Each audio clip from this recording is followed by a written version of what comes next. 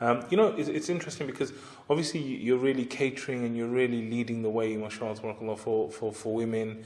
And I think like what's really interesting, this is why I kind of consider you a journalist as well, because you've done a lot of stuff on mainstream TV, on BBC, on Channel 4.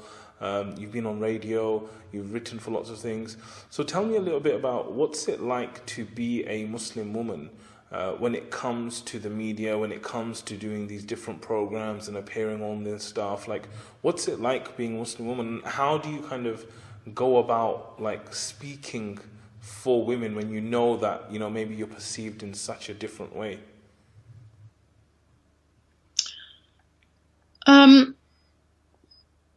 I think there's two different sides to it. Okay, there's the aggressive political, kind of rhetorical side to it. Okay, which I've actually moved away from.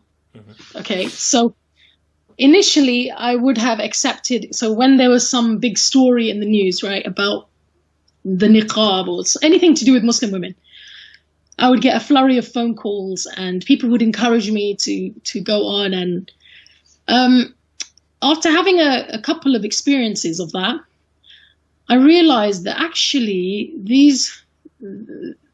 I need to be selective, about the kinds of media appearances and contributions that I accept.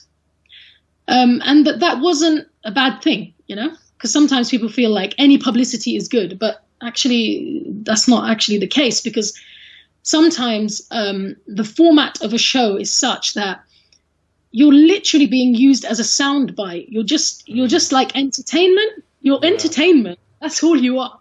And I'm not interested in that. I'm interested in having real conversations. I think that's one of the great things about podcasts, where you actually have extended conversations, right? And sometimes I even think that, some of the kind of debate type things that we sometimes took part in the past, some of the people who were brought as opponents, I guess, I think I would really get on with them, probably, if we met in a real setting or even a podcast setting. Because actually, when I follow their work, and I think I agree with a lot of stuff that they say, or at least I can appreciate where they're coming from, whereas mainstream media can often be like just about sound bites and about, like I said, entertainment.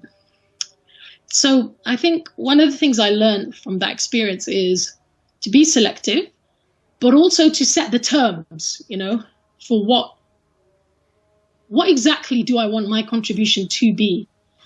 So I began to only accept the sorts of requests that, first of all, treated me as sort of an expert, right? So, for example, I got invited onto BBC Radio 4 as author of Khadija, about the life of Khadija, or about any aspect of Islam, right? And I started accepting more of those kind of requests, and even in written media, and I think I feel a lot more comfortable with that, because I think I really don't enjoy, but also I don't really feel that it's the space for me personally to be the one who's always putting out fires, and doing things according to somebody else's agenda, somebody else's narrative, the way they want to frame it, So if somebody wants to have an extended conversation with me, if somebody wants to call me as an expert or somebody who knows about this topic, fine. Those are the sorts of things that I'm accepting. But I've kind of moved away from the kind of debate type setups. I'm not saying that the other people shouldn't do them. It could be that other people are more suited to that. But for me personally, I think it's time to stop being the only thing they talk about is niqab, for example, or the only thing we talk about is hijab. I want to go beyond that, So there's that aspect. But then also like presenting a podcast, that's been very, I would say, beneficial. It's been very cathartic, because I think there's so many conversations that sisters have and brothers have, we have in private, or we have in other settings, that other people could benefit from. And sometimes as a Muslim, because you don't see, or you don't hear people from your background out there, having a conversation, just having a conversation and conveying things through that, you can start feeling quite lonely. Like, am I the only one who thinks this? Am I the only one who's feeling this? And there's something amazing about conversations that I think is more powerful than speeches even, you hear two people kind of going back and forth, not necessarily always agreeing with each other, but sort of working through an issue together, and it helps you think more clearly as well, I think. So I've really enjoyed the kind of extended podcast type media, I would say.